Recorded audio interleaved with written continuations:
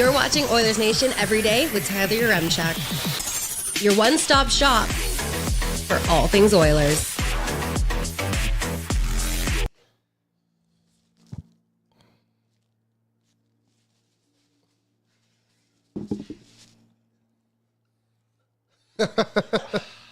Let's fucking get into it with the lead. Whiteboard's back, everybody. We did it. Finally. We've upgraded the room. Listen, step by step, drip I by would drip. love to not talk goalies once again. But what we got to fill an hour here somehow. Yeah, we got to get into it. Anyways, welcome into Oilers Nation Everyday. We are live from the Sports Closet studio. From jerseys to hats to the legendary foam finger, you'll find it all and more at the Sports Closet. We are also a presentation of Bet365. Download the app today. Use the promo code NATION, whatever the moment. It's never ordinary at Bet365. Liam, we are on day... Series ended last Tuesday. So this really is day 6, I guess, if you don't count last Tuesday. Day 6 of the offseason for the Edmonton Oilers. And they haven't made a move?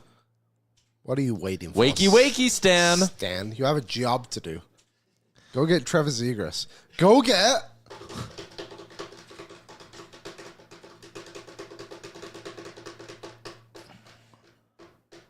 Zary. From the Flames? Do you hear about that? No, I didn't. Apparently so he's obviously an RFA this summer, and they are just a million miles apart on negotiations. I promise you Calgary won't trade him here. I know, but that's a dream. Our friend Anthony DeMarco was tweeting about it yesterday. So DeMarco says talks continue to be slow going between Zary and the Flames camp. I'm told the sides have not engaged in months, and you have to wonder about the lack of urgency to get a deal done. Zary's time on ice decreased rather significantly following the Frost and Farabee trade. So Connor Zary obviously coming off, I think, a pretty decent season. Like, he's got some pedigree to him. 23 years old, RFA, no ARB rights. So his only course of action, if he wants to get a deal done, is to sign in Calgary or sign an offer sheet. But the Calgary Flames have $25 million in cap space, and they're probably going to free up even more when they trade Rasmus Andersson. So I think talking about an offer sheet for a guy who's on a team with a bunch of cap space, probably not going to work. No. But what if you just acquire him? Why would Calgary trade him to you? I know, but he's a name. We talked about everyone else. That's fair. He would be great. I do love Connor Zary. I like him, The fact he went 24th overall in his draft year, I think, was interesting. I would have had him over quite a few players. But great energy guy, almost 50 goals in his career. I like him. Let's do the YouTube chat here. See what you're all saying. It's brought to you by our friends at Odd Company Brewing and the Nation Beer Everyday Lager, a crisp, clean lager crafted not just for game day, but for every day. Check it out. Downtown location and the Ritchie location. Listen, I know the whole point of silly season is you throw stuff against the wall and see what sticks. Brian has commented multiple times saying Cole Perfetti. Cole Perfetti?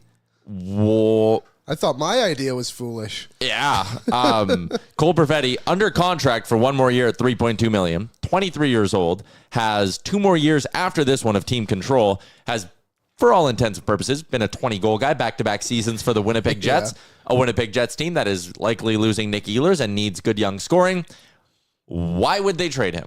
Next. Likely losing Nick Ehlers because they want Cole Perfetti to play more. Right? Yeah. So, unfortunately, Brian, I'm charm out on that one. As much as I would like to be charm in, because he's a great player, it's just not favorable. Like, if you call the Winnipeg Jets and are like, hey, we want to acquire Cole Perfetti, what are they even saying back on the phone? Probably saying like, okay, it's a part of the package for Evan Bouchard. And you're probably like, well, no. And they'd say, okay, well then it's for Zach Hyman. Like, even then, they probably don't do that. Really don't do that. You probably don't get better if you get Cole Perfetti because you have to lose so much. Yeah. It's the whole argument I have. It's low risk, high reward, and high floor. Who, Perfetti? But you can't pry him out of Winnipeg. Like, that's, again, the whole point here is that, like, you're not just going to go to a team and be like, trade us your best young forward. And they're going to be like, deal. Fine. How many this isn't NHL Beer Jam mode. I'll talk about that with my one big take in a little bit. But, like, there is a certain archetype of player that the Oilers need to go after. Cole Perfetti just doesn't fit that mold. Yeah. Thanks for the comment, Brian. David Jeffrey, to quote Tyler, even if we don't get Demko, quote, what are we even doing here? The online discourse around the Oilers and their goaltending as of late has been interesting to me. Just because everyone, like when you throw out Demko, everyone just goes, he's injury prone. You can't get an injury prone goalie, okay? Then you throw out Jake Allen, and it's like, you can't go get Jake Allen.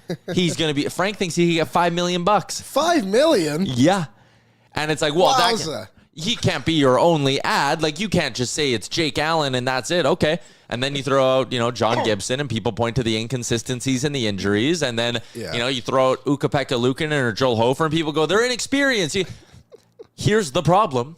Every goalie on the market has a flaw. Just like the Winnipeg Jets aren't going to bend over and give you Cole Perfetti for, I think, no reason. No team's going to sit there and be like, you know what? You can have our number one goalie, Edmonton. We feel bad. McDavid should have a ring by now. You can have Ilya Sorokin. And, again, this is the time of year. This is where we're at. But, I saw a Leafs fan the other day put out, if the Leafs could, if Brad Tree-Living could find a way to trade Hildeby and Morgan Riley for Sorokin and Dobson, he'd go down as the best GM ever. I agree. I'm like 100%. That'd be like me sitting here and be like, man, if we could find a way to turn Darnell Nurse and Calvin Pickard, or Ollie Rodrigue and Darnell Nurse into Sorokin and Dobson, Stan Bowman would be the best GM ever. It's like, you're damn right he would. Do you know, on the Leafs, they're actually a pretty good comparison to what the Oilers are probably looking for this offseason. 26-year-old goalie, Joseph Wall, Stuart Skinner. Yeah. And then another guy, Stolarz, blank on the Oilers, who can come in and, at a cheaper cost, I guess you could say, but still give you, some stability. Jake Allen's obviously someone, as a player, take away the contract, that could do that. But like you said, if he's getting $5 million, you cannot even consider Jake Allen as an option on this team. Yeah. The goalie market's just so weak, and people won't want to admit it, but it was the same at the deadline. Everyone's like, I can't believe they didn't go get one. Who did you want him to go get? Yeah. John Gibson, again, missed 22 games last season due to injury. The asking price was so crazy. You get him, you have a floor on the blue line. I think the Oilers had the right approach at the deadline of okay, let's try and build a strong team in front of our goalies, and then hope the goaltending can get us to the cup final, and we'll see what happens from there, which is actually exactly what happened. And, it's obvious they need to address it. I, quite frankly, do not know which way to go. I know Kevin Woodley was on Gregor's show yesterday. Who did he say? Well, he was talking about Demko. Okay. And he said, of course, he should be the number one option because he's the only goalie that could possibly available that has a Vezina level. Yeah. But you're only getting 45 to 50 games, all including playoffs. Yeah. I'm going to throw cold water on a couple of ideas. Jay says, Swayman. I say, if that doesn't work, you are stapled to an absolute anchor contract for the next 6 seasons. You try it this year. What if he doesn't bounce back? You're hooped. And at least with Demko, if you bring him in at a much lower cost point than what Swayman would command out of Boston, the Swayman deal would be insane. If he doesn't bounce back next year, you're sitting there going, holy shit, we're committed to $8.25 million of this guy. Or what if Stuart Skinner has, there's so much risk. What if Stuart Skinner bounces back? And you're sitting there being holy shit, we can't sign Stuart Skinner because we agreed to take 6+ years of Jeremy Swayman. If Demko comes in and Skinner outplays him, or Demko gets hurt, or Demko isn't good enough, then what do you do at the end of the season? See ya, shake his hand and say bye-bye. And that's it. Someone said Tristan Zary, get him at 50% retained. Pittsburgh would probably give him to you for free at 50% retained. But what if the first year doesn't work? And then you have to sit there and bury him? And now all of a sudden, between him and Campbell, you have $4 million in dead cap space in goalies. So there's actually only 12 unrestricted free agent goalies available this summer that have played in the NHL last season. Yep. One of them is also Marc-Andre Fleury, so there's 11. I'll read them off to everyone just so everyone knows. Jake Allen, we spoke about him. Anton Forsberg obviously played. Did he even play here? I don't think so. James Reimer, Alex Lyon, Dan Vladar, Ilya Samsonov, David Rittich, Vitek Vanacek, Vili Huso, Gorgiev, and Chris Driga, who actually didn't play a game last season. He's just available. your options are limited. They obviously have to go down the trade route if they're going to go do this. And the reason I think Demko makes the most sense as well, just from an availability perspective, is like Vancouver is in a pinch because they desperately need a second line center. And I'm not saying the Oilers are going to give him a second line center, but what the Oilers are going to do is take all of Thatcher Demko's contract off their hands. And Snoopy says it. What about Artur Silovs? Artur Silovs last night finished off a MVP run in the AHL playoffs and won an AHL championship for Abbotsford. They are likely going to want to, like, they can run next year, Lankinen and Silovs, and there is a path to it. These numbers are unbelievable in the American League for Silovs. And honestly, is he waiver exempt next year? No. Silovs, so he needs waivers next year. Yeah, he needs waivers. So if I'm the Oilers, I'm sitting there going, like, when I'm on the phone with Jim Rutherford at Stan Bowman, I'd be like, hey, man, you can trade us Demko, or get ready because we're claiming Silovs next year. And I get they can trade Demko anywhere else. Like Philly's going to be in on Demko. Detroit's going to be in on Demko. A lot of teams are going to be in on Demko. Yeah. And I get trading him in divisions probably a little bit scarier, and you might have to overpay. Which is, I think, is also okay to overpay for a player of that caliber. Injuries aside. I'm okay overpaying and taking a risk for a guy who has the upside that he does. Yeah. So, what's an overpay? Second round pick and I don't know. Maybe 2 second round picks. Yeah, and like a roster player, say, I don't know, for example, Ty Emberson. I don't know. That sounds low, but I'm just thinking of like the Kevin Ball thing last year. Yeah. Like that, you're talking about a second round pick, and you're right, maybe a roster player. Yeah. Maybe they do want to take Viktor Arvidsson because they feel like they need more forward help or whatever. They want Evander Kane. I know that's a long shot. He is from the area. But that wouldn't free up money either. I suppose, yeah, you're right. But if they were to do Demko for a second and Arvidsson, let's say, and Vancouver then would go to have $13.1 million in cap space with a full roster. And you've added a top 9 forward in Arvidsson. Yeah. They could go, and with Shilovs on the team, and again, everything being full in what it is, they could actually go swing on a big name free agent and be set financially. Right now, they probably still could, but it would just obviously be a lot tighter because they do need to sign a couple of impact forwards. But like, they need a scoring winger and they need a second line center. Yeah. And like a high upside second line center. You can probably only get both of those things if you move off Demko's $5 million. Like having $9 million in goalies is probably a luxury they can't quite afford. So again, people are saying none of that's being accepted for Demko. Jacob Markstrom got $2 million retained for 2 full seasons, and he's healthy, and he landed a first-round pick in Kevin Ball. The idea that you could get, again, Thatcher Demko for a second-round pick and a roster player is not a stretch at all because he comes with significant risk and injuries. I think, too, like a different position, but you just look to the trade that happened yesterday. Was everyone not underwhelmed by the return of Trevor Zegras?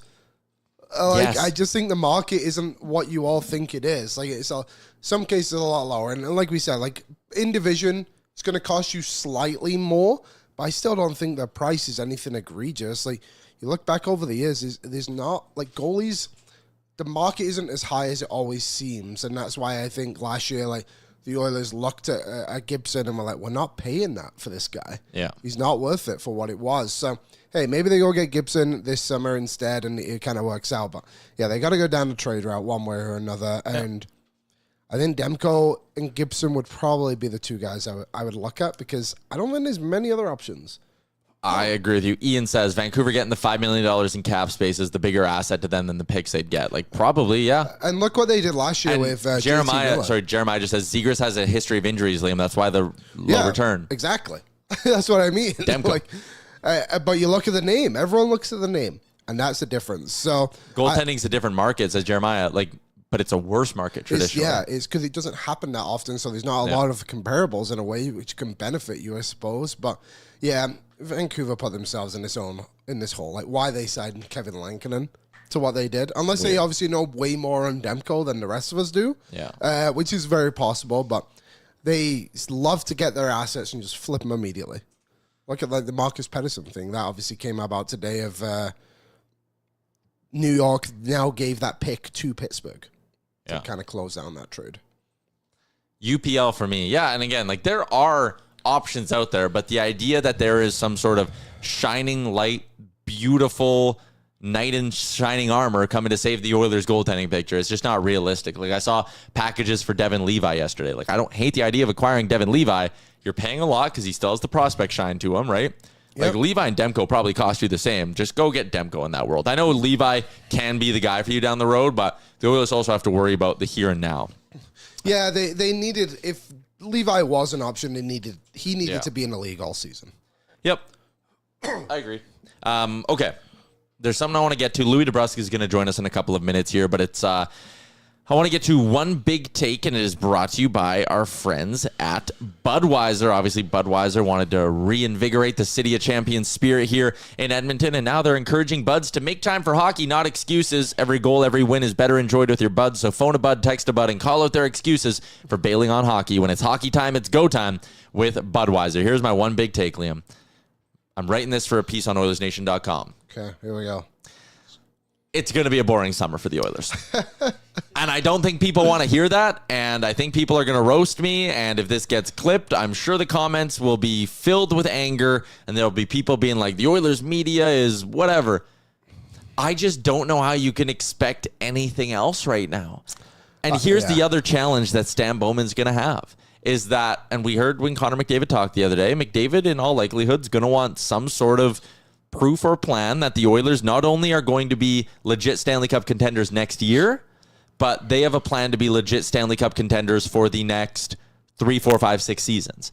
And when you get McDavid signed to 8 years, and when you get Evan Bouchard signed to 8 years, Leon Draisaitl's 8-year extension kicks in on July 1, you're going to have those 3 players all under contract and all with cost certainty for the next 8 full seasons. And the cost certainty side of that is incredibly valuable. Yeah. What the Oilers need to do this summer is, one, sadly, not blow all their assets.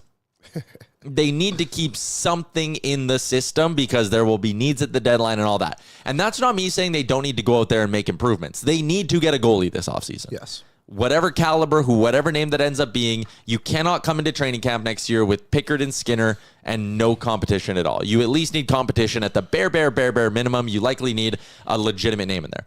You probably need a new top 9 forward. If you're moving out both Evander, Kane, and Viktor Arvidsson, someone's coming back. To what degree, to what extent, how good they are, how much do you spend? I don't know. Is it free agency trade? I don't know.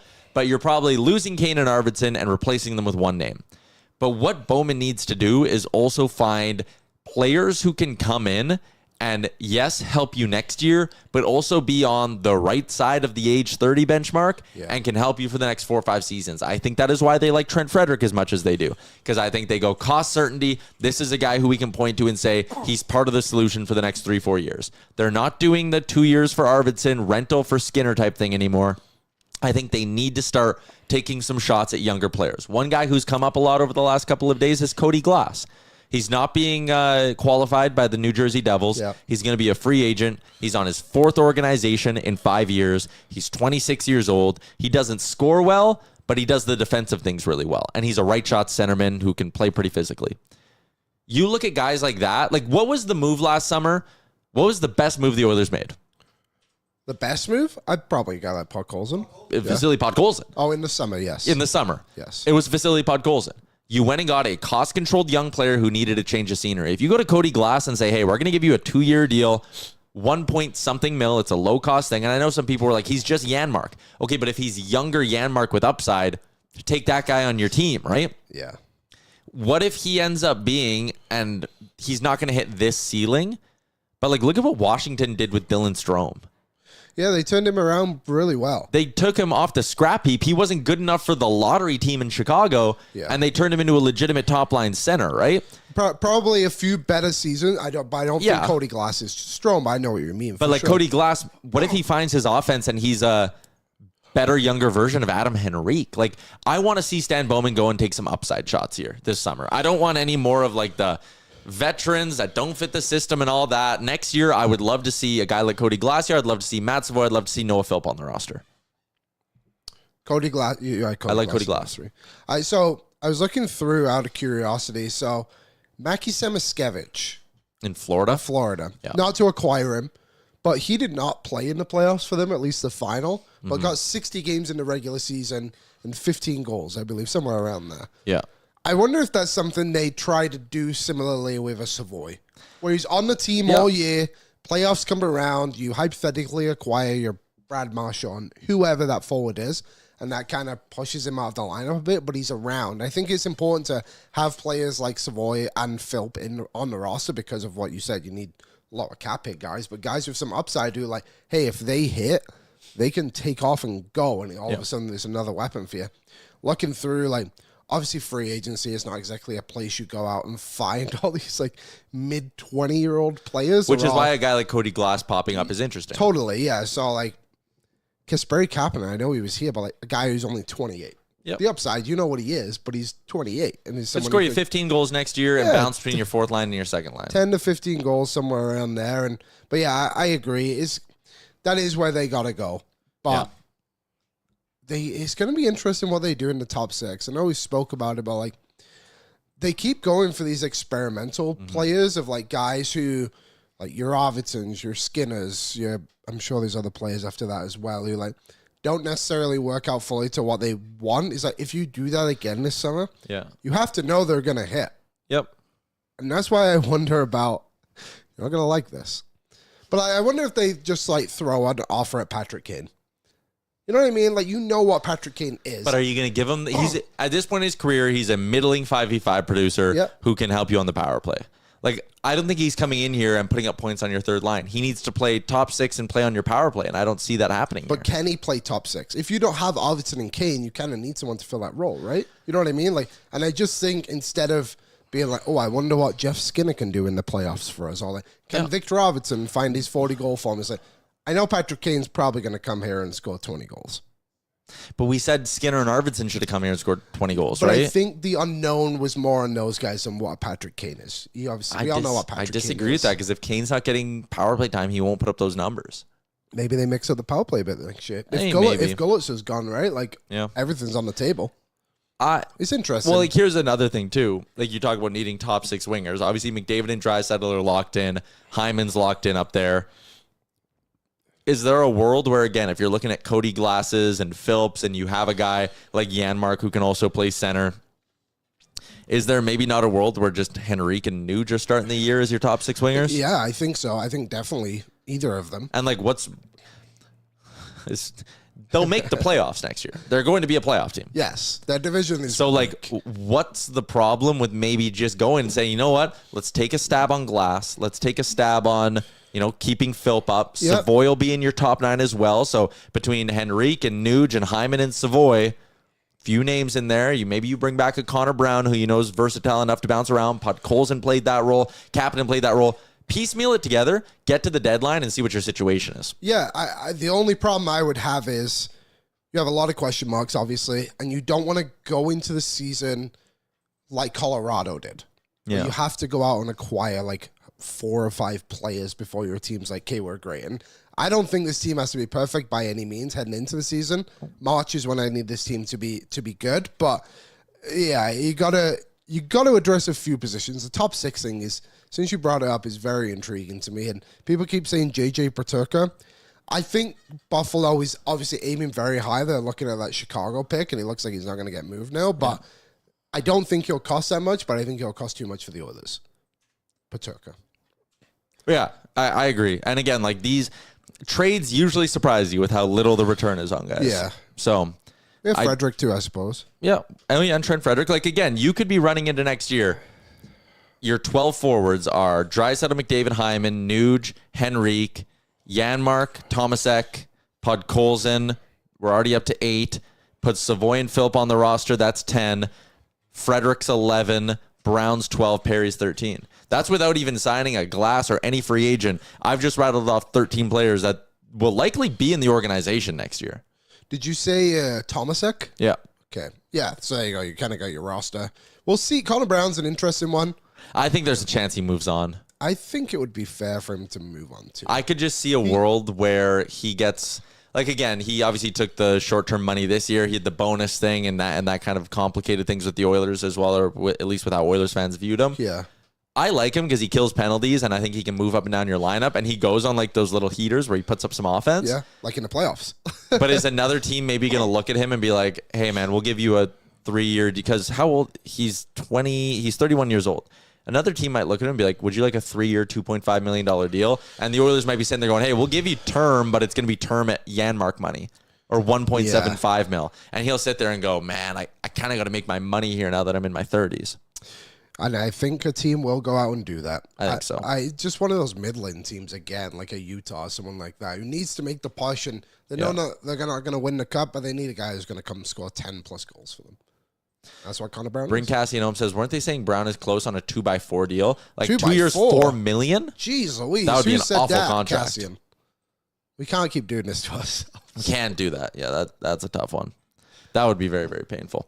And again, like, I think between Kapanen, Perry, I didn't say Kapanen, by the way, in that roster I rattled off. Kapanen, Perry, and Brown, I think 2 of the 3 are back. I think it's more likely 1 of the 3 are back versus all 3 are back. Yeah. I don't think it's a foregone conclusion Corey Perry's back with the Oilers next year. I don't think so either. I think I think the chances are in the Oilers' favor, but also too, like, I don't believe in curses, but sometimes I do. And Corey Perry has a cup final. But you can't run your organization off curses. But what if you do? Everyone's talking about it. I don't know. At the same time, too, like, Corey Perry had a great season. Can he do that again? Yeah. It's a question mark. It really is. And, like, someone put in there before, it scrolled by, like, there is a chance Hyman misses the start of the season as well, which maybe would want you to bring back a Corey Perry in that way a little bit, too, to have the insurance. Like, it's interesting. Brian S. says send Perry to Florida. Agreed. That would be nice. But yeah, Brian. I could not go back to a cup final and play against Corey Perry. That'd be upsetting to me. Yeah. Or would it be a delight? Someone said Florida proof you don't need a 4th line. Okay. You don't need a 4th line who scores. And also, you don't need a 4th line when your 3rd line's a 2nd line, your 2nd line's a 1st line, and your 1st line is full of future Hall of Famers. Yeah. Kind of changes the equation for things a little bit, you know? A little bit. But like, yeah. I think the Oilers need a 4th line. I think pretty much every team in the NHL needs a 4th line, except for Florida, because, again, you go Brad Marchand to Anton Lundell, and it's like, well, yeah, those scrubs on the 4th line can just go hit guys for 6 minutes a night, and they do their job. And they did their job well. I'm not trying to, like, discount. Totally. Like, a guy like AJ Greer is a good hockey player. Yeah. And like, was there a Sentiment? Nosek? Yeah, they had Nosek, Solid Greer, player. Gadjevich. They're fine. They're just a unique team in that regard. It's almost like a team that you can't do like they always say the NHL is a copycat league. You almost can't do that with Florida because it's just too hard to replicate what they have there. Yeah, you have to find... You tip your cap and say, we'll figure out how to beat it, but we aren't going to be able to copy it. Like, everyone talks about the state tax there, but I don't think Florida get enough appreciation for the deals they made before those guys needed contracts. Verhaeghe, Forsling, Bennett. I know Kachuk was like maybe a little bit easier for them to get. He's obviously Kachuk, but they got him, and they weren't afraid to trade the assets to do it. They got here from great management by Bill Zito and then benefited from state tax. Yep. That's kind of the deal. Next year said, don't doubt Perry again. To be fair, we did doubt him coming into this year. He popped 20 goals. I still would have only paid him $1 million. Yeah. All right. Let's get out to our guest for the day. Louie DeBrusk's appearances are brought to you by Litco Law. When employers cross the line, Litco Law is here to referee. If you've been fired without cause, pushed out of your job, or treated unfairly at work, a good employment lawyer can help. Call for backup so you can defend your rights and make sure you get what you're owed. Go to litcolaw.com and book your free consult today. You can find out if you have a claim in minutes because your hard work deserves what's fair. Level the playing field. Visit litcolaw.com as we welcome in Louie DeBrusk to the show for his weekly appearance. And it's Louie DeTruck today. That'll get the people fired up on a Tuesday in June. Louie, how you doing? Got to end off with a truck studio, right? Got to do it in the truck studio, get her going. Yeah, I'm doing well today, guys. How are you doing? We're good. How's We're on day 5 of talking about goalie solutions for the Oilers. We updated our sign. That's pretty much all anyone wants to talk about. But I do think, Louie, just kind of getting the temperature of the fan base here. We're now 7 days since the series against Florida ended. I feel like some of the people are getting the overreactions out of their system a little bit, and we're a little bit less in the whole trade everybody, burn it down, this team's not good enough. Like, the Times giving everyone a chance to be like, they were close. This is still a very good team. I agree. You really have to kind of let the dust settle and look at it and say this is a team that got to the Stanley Cup final 2 years in a row. They lost to a team that's been there 3 years in a row. So the two best teams in the league the last 2 years went head to head. And the Florida Panthers, they're a great hockey team. You know, that's the word that's going out when you listen to the players talk about the series, how hard it was to play against them. That's a team that you have to really be prepared for, ready for, and you can't hurt yourself. And I think too many times in the series, Edmonton hurt themselves at just not being able to get through what Florida was presenting. So frustration crept in there a little bit, I think. But I think it's another learning experience. I really do. I think it's just another situation where this team, the core and the nucleus especially, had to, try and persevere in pretty tough conditions. An excellent team that knows how to win and close out, and they didn't get it done for the second year in a row, but they're knocking on that door heavily. So that's the positive for me. The positive for me is they're not going anywhere like the Florida Panthers. I know we're talking about the Florida Panthers, and they're going to be a great team again next year. They really are. They're not going anywhere, but neither are the Edmonton Oilers. They're not going anywhere either. Connor McDavid, speaking of not going anywhere. There you go. Well, I don't mean that in the literal sense. I mean, just this team is a good team. And yes, okay, we're going to talk about Connor here, obviously, because his contract and what he said, but he's got one more year anyway, so we know they're going to be really, really good next year, and we'll go from there. But go ahead, Lee. I'm sorry for cutting you off. No, it's okay. I obviously, we've spoken about it a ton. I'm sure you know exactly what I'm going to ask you, but I feel like the stuff he was said in his press conference wasn't necessarily him being my way or the highway. It was just he needs to think about things. The Cup final just ended, and now all of a sudden the contracts are all coming up. It was really blown out of proportion from what I was seeing. What did you kind of make of the whole situation? I think it's a guy that doesn't really like talking about things in general too much, so he's not going to really elaborate on the fact that his next contract, which is going to be a huge one, and he's going to take his time, and he's pretty much saying, listen, I really don't have that on my mind right now. I just got my heart ripped out for the second year in a row, and I don't want to talk about it. That doesn't mean that it's not going to get done. It means that he doesn't want to stay here long term. It just means that right now it's fresh, and he wants to just go into the summer and chill for a bit. Here's the thing. I think Connor wants to be here. I think he wants to sign long term. That's just my opinion of it. But I also think some of the things that he said, and I'm not going to read too far into it, but I'm also going to say that I think he wants to see this organization start the right steps. He wants an organization to start key acquisitions in the offseason, key trades, start to shore up some things that they feel they need to be better at. They've done that 2 years in a row. They've got to the Cup final. But he wants to take it to the next level where they just become a really, really, really good team where they're really hard to beat all the time. And I think that's kind of what he's looking at. That's going to start with him too, though. He's part of that process.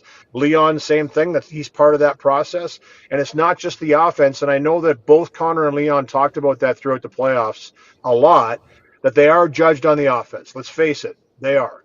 They're judged on the offense, but they've really worked hard to try and round out their game and make sure that they're playing on the other side of the puck too and managing the game. And I thought they did a great job of that. There were times that it got away, for sure it is. When you're chasing the game and you're expected to score, you're going to turn the puck over every once in a while. Simple as that. It just happens. Mm-hmm. But for the most part, when it was really critical to be patient with the puck, manage the puck, both Leon and Connor were excellent this year. And I think those are steps they're taking. But yeah, listen, I'm not too worried about it, Liam. I think that, for me, he's just going to take some time. But I think, that's kind of a little, I don't want to say shot across the bow. That's not the right way to say it. I think it's just him saying, hey, we need to look at this big picture. Where are we going to be here in a few years? Not just 1 or 2 years. How are we moving forward? What's the game plan? And I don't think those are bad questions to ask when you're the best player in the team and you're looking to sign long-term with an organization. Yeah, and I do think if Connor's going to sign the 8-year extension, part of the real challenge here and why I think this offseason is going to be very difficult for Stan Bowman is Connor probably wants to see some sort of a plan okay, if I sign for 8 years, what is your guys' plan to be competitive next year, but also in year 4, in year 5, in year 6? Yep. How can we keep this window open for as long as possible? Because, listen, Father Time's undefeated. Zach Hyman's going to be 34 when the McDavid extension kicks in. Nuge is going to be 33. You need to start thinking of the plan for the next wave to surround McDavid and Draisaitl with. You need to win next year, but it's not just 2 eyes forward anymore. It's kind of one eye on this year and then another eye on 2-3 years down the line, I think has to be the approach. Good points too, Ty. And you know what? Listen, let's not forget what happened at this time last year. Okay? They lost a lot of youth and they lost a lot of speed. They did. Broberg, Holloway, Fogle, McLeod. I mean, those are 4 guys that were, kind of the entertainment in the room. They were the young players on the team. They lost a lot of youth there, especially the 3. So I think they need to get younger and faster. That's right off the bat. I think that's the first thing they need to look at. They need to get younger. They need to get faster. They need guys that are hungry that are going to come in here and potentially do a job that some veteran players can do for cheaper. Period. That's the first thing. Secondly, I don't think that from Connor's perspective and the team's perspective, they want that to happen again. They're looking at it saying, okay, I don't think they were really happy with what happened at the start of last year. I think it showed in their first couple of months of play. I think they weren't happy with the way their team was changed. Now, it worked out okay. They grinded through it. They're a great core. They're a great team, and they're still, with their nucleus, it doesn't matter who you really put around them, they're always going to be dangerous. But with the right players, like you're saying, Ty, they can be dangerous and win for years. That's the key. Do you think then, obviously, to bring in youth, you would imagine that comes from within as well? Like, you would have to imagine Savoy and Philp get a decent shot next season of establishing themselves on this team, right? I would like to think that there's certainly opportunity there, and if guys come in and out of the woodwork, and you never know, like, just out of the blue, somebody comes in and has a terrific camp, they might have an opportunity to make this team. I wouldn't have said that last year. I would have said last year, and Philp was really close last year. I thought he had a great camp, but no question, Savoy and Philp, I thought both of them, when they came in and they played, they showed signs that they were really close to being ready. I thought Savoy made some great plays. I thought he's a real cerebral player. I think he's smart with the puck. For a smaller statured guy, he understands how to make sure that he's not in the way of big guys. He's good at getting out of the traffic. He's good at finding those little pockets and making plays. Didn't go in for him. He could have scored a few goals, quite a few goals actually, had some really good chances. But that's a sign of knowing where to go to. Getting those grade A chances is critical to the next step of putting those grade A chances in the net. If you're not getting those grade A chances, then you're not doing something right. But he was playing with elite players, and I'll speak of Draisaitl in particular because that's who I really noticed it with. He had some chemistry there with a very, very high-end cerebral player, one of the best in the game. And he was able to speak that language on the ice. That's a real good sign. But sure, it can come from within, but I also think it's the summer of Stan. It's also going to be Stan Bowman going out there, and he's done that. He's taken a few flyers on some European players. Guys come over. We'll see how they do at camp. But that's all what it's about. It's not about what you've done. It's about how you react to coming to this environment and how you play in Edmonton. That's what the NHL is all about. It doesn't matter what you've done previously. Seriously, you could be a fourth-line grinder, a third-line centerman, and you might be a second-line winger in the NHL. That's how it works. When you get here, what can you do to make this team better? Can you grab onto a niche and a role, and you can get to the max? Edmonton needs to find some of those players. Every team does. Yeah. We can't let you go without asking you about the elephant in the room, and it's the goaltending conversation. We've talked about Demko and Gibson and all of these other guys, and they all come with warnings on their labels, I think is a fair way to put it, whether it's health or inconsistencies or the acquisition cost or the cap hit. My opinion on it is because they all come with warning labels, you should probably keep your 26-year-old guy in Stuart Skinner who signed for one more year and maybe not the best analogy, but throw the baby out with the bathwater here and just say, well, it didn't work again this year. Let's get rid of this 26-year-old that we spent all this time developing. But where do you come out on the goaltending conversation? What's the maybe archetype of goalie you'd like to see Bowman target this summer? Well, it's going to have to be a great goaltender. I don't think it can be a flyer. I don't think it can be a gamble. I don't. You've got a guy that's gotten to the Stanley Cup final twice, 2 years in a row. Calvin Pickard and Stuart Skinner have gotten it done. Now, it hasn't been pretty all along. There's no question about that, but there's been some real bright spots too. There's been some great stretches. So for me, and I said this before, I know he said this is one of the areas of emphasis for him. I'm not the same feeling, but for me, it's the third thing on the line for me. If obviously a goaltender presents himself that he can come in and you can acquire him, and you think he's better than Stuart Skinner, of course you're going to upgrade. Of course you're going to upgrade. You're going to do that in every position. But as of right now, I think that goaltender is really hard to find. That's just my opinion. Yeah, and I agree with that. I think, the blue line seems relatively locked in right now. And again, like if you're going to just go and, like to me, going and paying $5 million for Jake Allen, as much as he seems like a great guy in the room, and I think he could be a, maybe higher floor option than someone like Calvin Pickard, that's still $5 million to take a risk on a 34-year-old. Like there's just not an option out there. Like, if Jacob Markstrom was available this summer the way he was last year, and maybe if he was on a team that wasn't Calgary who'd actually trade him here, then like that's a guy who I'd be like, you know what? Move heaven and high water to go get yourself a guy like Jacob Markstrom. But just everyone comes with risks. So I think trading first-round picks, and like we just talked about Savoy, you can't go sacrifice a Matt Savoy in a goalie trade because you need to keep that next wave of young talent coming. And that's, again, to bring it back to my big point, Louie, of like, that's the challenge of this offseason for Stan Bowman is like, how do you delicately balance improving now and keeping an eye on the future now? Checks and balances, right? It truly is. And I think that, listen, like I said, I'm not saying that you shouldn't pursue goaltenders and you shouldn't sniff around and kick tires and look to see what's out there. I just think that to go and find a starting goaltender, let's face it, I would say 3/4 of the team are still looking for that guy, that goaltender that stays their team for a decade. And there's only a bunch of them in the league that do it. So I just think it's okay to have that pipe dream. It's okay to have that wish. But I don't think you want to wreck your team in the process of trying to find it. That's just my opinion. So, but I still think you could go out there and you could tweak it. You could go out there and you could bring some people in that maybe present some competition. And if it goes well, but we've also seen here in Edmonton, the three-headed monster. Remember that three-headed monster? We've also seen, you know what I'm saying? We've seen it where that doesn't work well either. This team has a certain chemistry right now that works with these two goalies. Calvin Pickard came in, played great this year, as he was paid to do, as he's brought in to do as a backup goaltender. At times, he stepped in as a starter. There's nothing wrong with that. I think that's great. And I think Stuart Skinner's still at a great age. I do. And I'm not gonna, and I agree with you, Ty, in that sense. I'm not gonna just step away from that. He's 26. He's still learning how to play here. He's still learning how to figure out this league. He's still learning how to train right, make sure that he's mentally prepared, and step in there and play the best he can play. 2 years in a row, he's played in the Stanley Cup final. That is incredible experience. He's only going to gain knowledge and experience from that.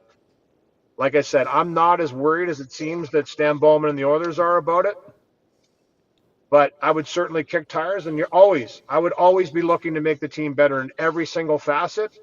Again, that's one that I think is going to be really hard, but we'll see what they do. Louie, it's been an absolute pleasure having you on the show throughout the year. Thank you so much for giving us the time every week. It really was so much fun, and we hope to do it again with you next year. Absolutely, boys. It's been great. Thanks. Sorry we never got to do it in person, but maybe when the season starts up, we'll jump in the studio together and have a day and have some fun. Maybe we'll get you out on the golf course this summer. Yeah, okay. Sounds good. Let's do it. There we go. See, look at that big smile. As soon as you say you got golf on, you're ready to go now. Let's do it. All right. Thanks, Louie. All right. See you. Thanks, guys. Take care. Have a good summer, all right? Thank you. There you go. Louie DeBrusk, brought to you by our friends at Litco Law. He is also brought to you by Pizza 73. I don't know if you saw yesterday on our show, but Pizza 73, they wanted to reward Oil Country for being loyal and pouring their hearts out this spring for the Oilers. So they took a heart out of their pizza, the heart cut in the center of the pizza. And they gave away free pizzas at, I think, 6-7 of their locations yesterday. So shout out to Pizza 73 for giving some love back to Oil Country. Ryan Spakowski, ONE from a golf course. I mean, why not? Why not? I mean, I'm not going to argue against getting to golf a little bit, right? Anyway, shout out to Louie DeBrusk. That was honestly the best having him on this year. Yeah, it was awesome. It was awesome, Liam. That's very well said. Well, he's just like, you're unsure, right? Yeah. Like at the start of the season, are we going to get him? Are we not going to get him? And then you get him, and he's literally here every single week. And he's like, hey, can we hang out? And we had to say no. I know. It's like with Dubes, they say never meet your heroes. Yeah. You gotta meet these guys, and you're like, they're even better. They're even better than I thought. Okay. Let's get to the news. It's brought to you by Star Mechanical, Edmonton's #1 plumbing and heating company. You can find out more about what makes them Edmonton's #1 plumbing and heating company by visiting them online at starmechanical.ca. One thing we touched on it briefly at the end of the show yesterday. The Oilers' assistant coaches, whole bunch of them, do not have contracts for next year. Yes. Chris Knobloch presumably is going to have every opportunity to build his own staff here. Yeah, and that could mean guys come back, obviously, too. Yeah, but again, like he inherited Gulletson. Did he inherit Stewart? He did, right? Yeah. Or did Stewart? Yeah, no, he did. And he didn't inherit. He got Coffey and him came at the same time because only Dave Manson left. Yes, that was the only ones that left. Yeah, so beginning of 2022-23. Yeah, so he inherited Stewart and Gulletson. He inherited Dustin Schwartz. I think we'll see some pretty big changes on that front this summer. I think maybe one of Stewart or Coffey comes back and Knobloch picks his own defensive guy. I've heard Steve Smith as a name that's kind of been thrown around. He took over for Knobloch in Hartford when he moved on to obviously take this job. So, Mark Stewart, that's one that is, an interesting name. I wouldn't be surprised if Gulletson ends up getting something in Dallas. I think they like him. If he doesn't know, I would bring him back.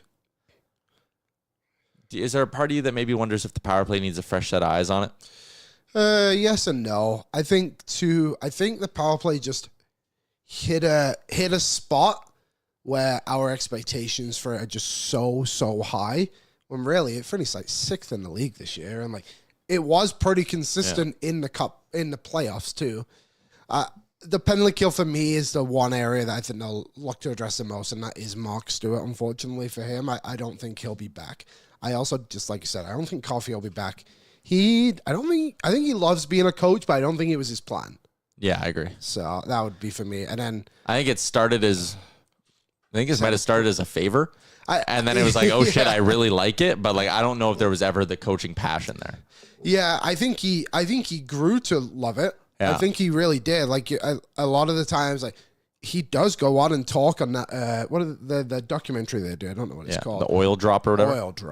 Oil change. He talks on that all the time, and that for me would show that like he wants to be a part of it. And I think he's really changed the narrative on the old boys club.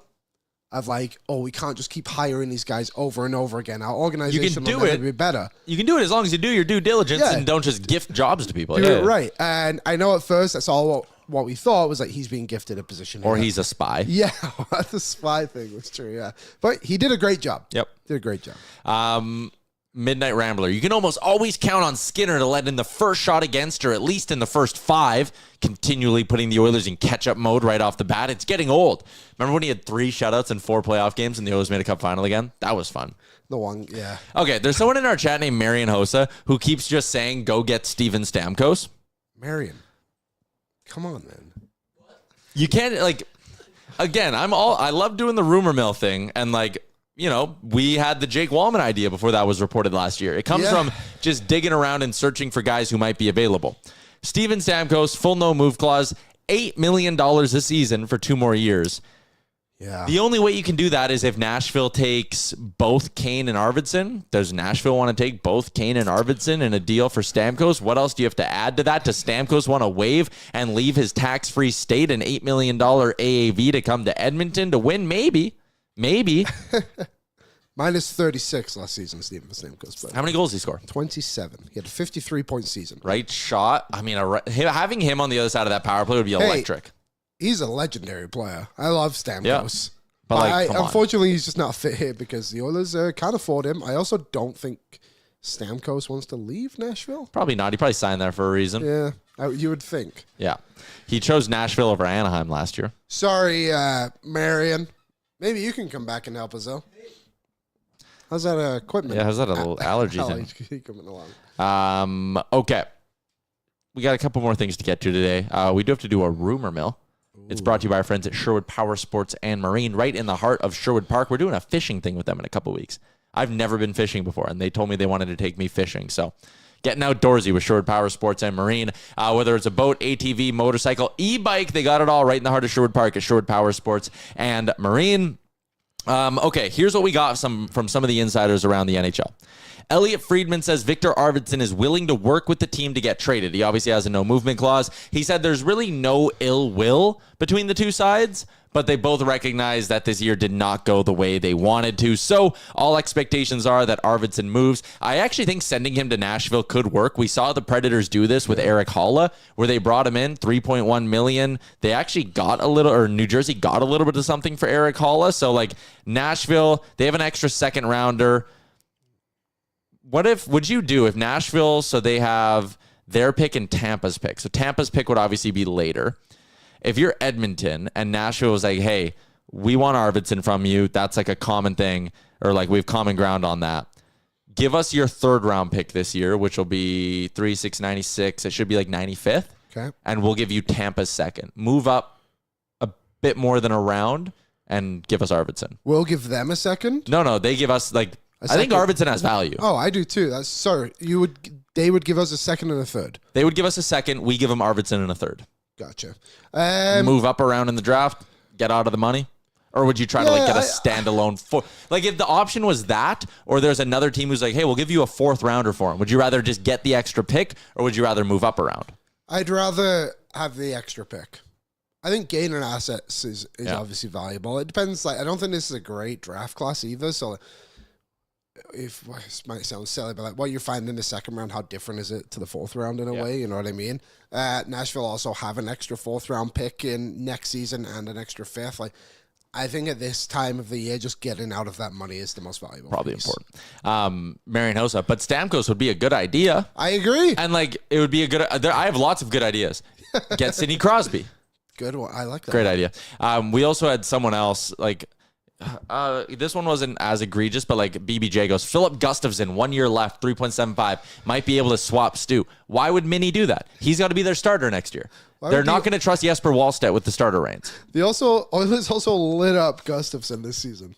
I still like Gustafsson. I like him too, but he's just like, let's not pretend that every goalie in the league is better than Stuart Skinner. You know I think Gustafsson is though. I would in a heartbeat. Know. He almost was a Vezina finalist. The year before, they tried to buy him out. No one wanted him. They did, and no one wanted him, which again speaks to goalies are fickle and go up and down. But yeah, Percy. Sorokin would cost a boatload, but man, would he put the Oilers over the top. Agreed. Here's the other thing that like the difference, and I feel like people maybe just don't recognize this, but like not everyone's just available. Yes. You can't just call the Islanders and be like, what's the price on Sorokin? They would probably say Evan Bouchard. Yeah. And then you're going to be like, well, no. First round picks, Savoy, Boakey, and Sam O'Reilly. And they'd be like, oh, yeah, no, we're good. We don't want that collection of prospects. Like, we have our own prospects. Yeah. They're not just going to, like, willy-nilly trade you an elite goalie because you want them to. Because you want them to. Also, Wise Kyle, why'd y'all time me out? I think you know why, Wise Kyle. You do it again, you'll be gone. Yeah, like, Jesus Christ. We can't be any more clear about that. Yeah. So wise, Kyle. Rumors, Pagnota, Gibson willing to waive to join Edmonton, but wouldn't have last season. Which I'm pretty sure last season anyways. I actually wonder what changed his opinion. I don't know. You know, the end of year discussions of Anaheim must have been like, hey, we want you gone. I think so. Or maybe not quite as aggressive as that, but you know what I mean? Like, we're going to shop you this summer. Yep. Frank said people are saying the Leafs and Aaron Ekblad. Good call. I think so. Paul Bissonnette was tweeting, and listen, they do the rumor boys thing there where they throw everything against the wall. It's very funny. Yeah.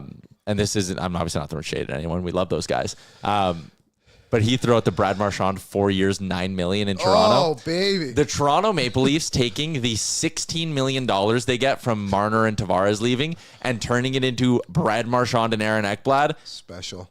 Would be unbelievable theater to watch. Because Brad Marchand will go back to being a 50-point player. Yeah. Aaron Ekblad will be exposed in a massive market as a number 4, number 5 defenseman. Like he is. Which is still good. Yep, he's fine. Not for how much money did you say? $7 million probably. So good. Hey, so good. Toronto, here's a crazy idea. You want to go get an experienced forward who can put up some points for you? Evander Kane? Just re-sign John Tavares. He scored 30-plus goals for them last season. He was a captain not that long ago, wasn't he? Or an assistant, whatever he was. Like, just bring him He was their back. captain. Yeah, like, What are you doing? I can't believe he's still available. I honestly, like, if the Oilers were in maybe a different spot, honestly, I might even do it anyway. If they somehow got rid of Kane and Arvidsson, I would strongly consider Tavares if he was up for grabs. And it's like, you can have Tavares 3 years, 7 million, whatever it is. Like, I'd be all in. How old is he again? He's 34. And I know that's not a good age. That's okay. But still, like, it's not the worst thing in the world. He's still a high quality. He was really good. People were saying he should have made the Four Nations. Dude, he scored 38 goals. Yeah, like, I'd be in. I don't see, like, How many a of them? harsh progression. 26 of them at 5v5. Like, he is an elite player still. And he is just, Toronto's like, eh. If you got, Maybe he's the problem. I think for him, and for this other name I'm going to say, you would have to get rid of all 3 of Henrique, Arvidsson, and Kane. Kane, okay. I don't mind. Tavares coming in here would be great. And It'd be awesome. I would give him 3x6 in a heartbeat. Something like that. Yeah. I believe Toronto really tried to lowball him. I think they did. Like the Duchesne deal. Yeah. What about Claude Giroux? I thought about him a little bit too. He's 37. He scored 11 5v5 goals last year, but he's a right shot. If he kind of drags out in the market, I think you could get him down. He's not someone I would look at on day one. Like 2.5 mil. Which you're not getting him for that. I think he gets more. I think the most I would truly pay him would be 4, and I think that would be an overpayment. I think he's better than your Skinner Harveys, but we discussed not bringing him past the hill forwards for those prices. Yeah. Good point. Like, it's got to be He's right-handed. bargain. I like the right-handed side. Bargain if I'm getting them. 5 points in the first round for Ottawa. Yeah, that's Like, good. dude, you never won. Come on over. Yeah. Or do you just wait for him to sign a 1-year deal and be like, "Well, I'll get you at the deadline"? Mm-hmm. You know, he went to Florida that 1 year. Obviously, a few years ago. Yep. 23 points, 18 games, 8 points in the playoffs. He always performs in the playoffs. Solid playoff player. Yep. Yeah. Also, there's like over 900 people watching our show at one point today. I cannot believe you guys are still watching the show so much in the summer. People just love. They love rumors. They I love know. us. Or us. They love us or they love rumors. One of the two. Shuda, Tyler Liam. What about the Oilers getting Marchand? Zero interest in paying that guy more than $6 million. Also, too, I think the Oilers have to have a standard for themselves of being like a guy who wears a sticker that says "losers" on it. Yeah, maybe and you it's don't go get clearly that the guy. Oilers logo. You probably can't go get that guy. Let's wrap up the show for Bet365. Whatever the moment, it's never ordinary at Bet365. Download the app today. Must be 19 years or older. For Bet365, Blue Jays. This is my time to talk Blue Jays to end the show. They open up a series with the Cleveland Guardians. Jays trying to bounce back because they lost a series to the Chicago White Sox somehow. Eric Lauer is going tonight for the Jays. He's actually been on like a weirdly hot run, and he strikes out a lot of hitters. His over-under's 4.5. I would go Lauer. I would go Jays money line. And I like both of those. You play them together, and I think it gets you all the way to like plus 220 already. So Lauer strikeouts, Jays money line. I think they bounce back against the Cleveland Guardians. Speaking of the Guardians, Eric Zabrowski's still on his rehab assignment. So you won't get to see him pitch for Cleveland in this series. Unless they call him up like today or tomorrow, but I doubt it. I cucked something up. Cooked? Cooked. I did cooked. say that. I didn't mean to. Cooked. The FIFA World Cup is obviously still going on. Yep. And there's a team called Auckland City FC who are an amateur team. That means they don't get paid, obviously. So they began absolutely dominated at this Club World Cup. So I did this one. Over 2.5 goals for Boca Juniors. Boca Juniors to win, who are an Argentinian team. Boca Juniors to win the first half. Boca Juniors to score over a goal in the first half. Parlayed with Bayern Munich to win. That is still only plus 187. But it's probably going to hit. That's a lot of legs for plus I 187. know. But like they lost their 2 games 10-0 and 7-0. So, yeah. you know, just take the money where you can. All right, shout out to Bet365. That's a wrap on today's edition of the show. We're going to do mock trades. We're going to do Devin Dubnyk, I believe. I'm going to shoot Doobie a text here. Yeah. All right. That's the rest of the week for us. Friday, draft day. Oilers don't have picks, so who cares? So, yeah. Can't wait till the 3rd round. Giddy up. That's a wrap. Thanks to everybody in the YouTube chat. That was great. New episode of Oilers Nation Radio dropping later on today. Enjoy the rest of your Tuesday. Enjoy the weather, and oil up.